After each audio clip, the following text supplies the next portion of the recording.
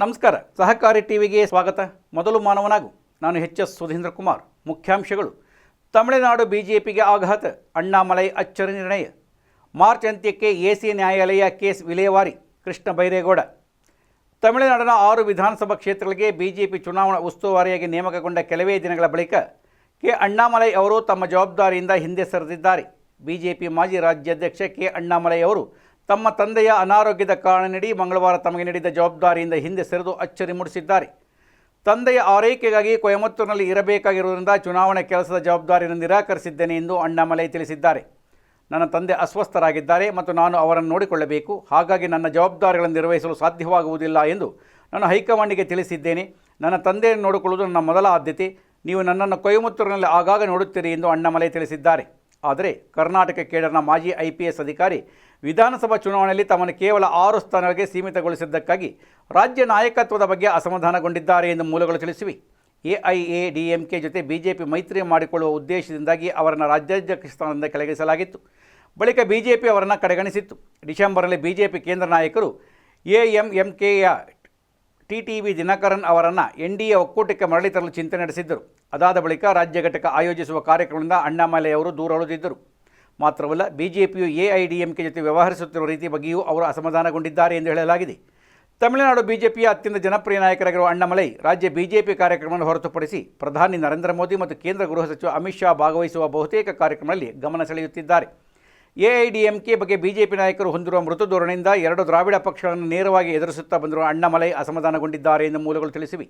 ಅಣ್ಣಾಮಲೈ ಅವರನ್ನು ಕೇವಲ 6 ವಿಧಾನಸಭಾ ಕ್ಷೇತ್ರಗಳಿಗೆ ಚುನಾವಣಾ ಉಸ್ತುವಾರಿಯಾಗಿ ನೇಮಿಸಿರುವುದು ನ್ಯಾಯಯುತವಲ್ಲ. ಅವರನ್ನು ರಾಜ್ಯದಾದ್ಯಂತ ಬಳಸಿಕೊಳ್ಳಬೇಕೆಂದು ಬಿಜೆಪಿ ಹಿರಿಯ ನಾಯಕರು ತಿಳಿಸಿದ್ದಾರೆ. ಕಂದಾಯ ಸಚಿವ ಕೃಷ್ಣ ಬೈರೇಗೌಡ ಅವರು ಎಸಿ ನ್ಯಾಯಾಲಯದ ಬಾಕಿ ಪ್ರಕರಣಗಳನ್ನು ಮಾರ್ಚ್ ಅಂತ್ಯದೊಳಗೆ ವಿಲೇವಾರಿ ಮಾಡಲು ಕಟ್ಟುನಿಟ್ಟಿನ ಆದೇಶ ನೀಡಿದ್ದಾರೆ. 73,000 ಪ್ರಕರಣಗಳನ್ನು 10,656ಕ್ಕೆ ಇಳಿಸಲಾಗಿದೆ. ಇನ್ನು 10,000ಕ್ಕೂ ಅಧಿಕ ಪ್ರಕರಣಗಳು ಬಾಕಿ ಇದ್ದು, ಬೆಂಗಳೂರು ಸುತ್ತಮುತ್ತಲಿನ ಜಿಲ್ಲೆಗಳಲ್ಲಿನ ಹೆಚ್ಚಿನ ಸಂಖ್ಯೆಯ ಪ್ರಕರಣಗಳಿವೆ. ಎಲ್ಲ ಹಳೆಯ ಪ್ರಕರಣಗಳನ್ನು ಮಾರ್ಚ್ ನಂತರ ಮುಗಿಸಬೇಕು ಎಂದು ಅಧಿಕಾರಿಗಳಿಗೆ ಸೂಚಿಸಲಾಗಿದೆ. ಸರ್ಕಾರಿ ಜಮೀನು ಒತ್ತುವರಿ ತೆರವಿಗೂ ಆದ್ಯತೆ ನೀಡಲು ತಿಳಿಸಲಾಗಿದೆ. ಬೆಂಗಳೂರು ಎಸಿ ಕೋರ್ಟಿನ ಎಲ್ಲ ಪ್ರಕರಣಗಳನ್ನು ಮಾರ್ಚ್ ಅಂತ್ಯದ ವೇಳೆಗೆ ವಿಲೇವಾರಿಗೊಳಿಸಬೇಕು ಎಂದು ಕಂದಾಯ ಸಚಿವ ಕೃಷ್ಣ ಬೈರೇಗೌಡ ಅವರು ಖಡಕ್ ಸೂಚನೆ ನೀಡಿದ್ದಾರೆ.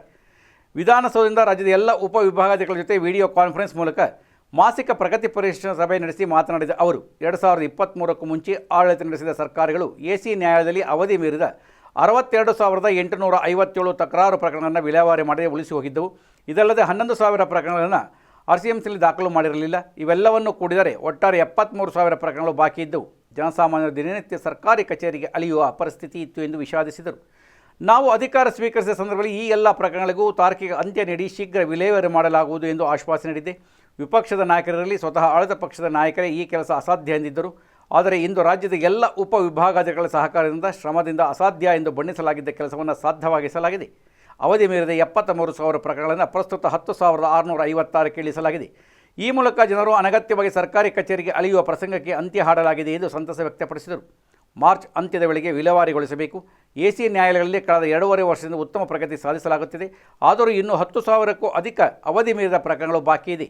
ಈ ಪೈಕಿ ಬೆಂಗಳೂರು ಮತ್ತು ಸುತ್ತಮುತ್ತಲ ಜಿಲ್ಲೆಗಳಲ್ಲಿ ಅಧಿಕ ಸಂಖ್ಯೆಯ ಪ್ರಕರಣಗಳು ಬಾಕಿ ಇವೆ. ಈ ಎಲ್ಲ ಪ್ರಕರಣವನ್ನು ಮಾರ್ಚ್ ಅಂತ್ಯದ ವೇಳೆಗೆ ವಿಲೇವಾರಿಗೊಳಿಸಬೇಕು. ಮಾರ್ಚ್ ತಿಂಗಳ ನಂತರ ಯಾವುದೇ ಹಳೆಯ ಪ್ರಕರಣಗಳ ಗೊಡವೆಗೆ ಇರಕೂಡದು ಎಂದು ಸಚಿವ ಕೃಷ್ಣ ಬೈರೇಗೌಡ ಅವರು ಅಧಿಕಾರಿಗಳಿಗೆ ತಾಕೀತು ಮಾಡಿದರು.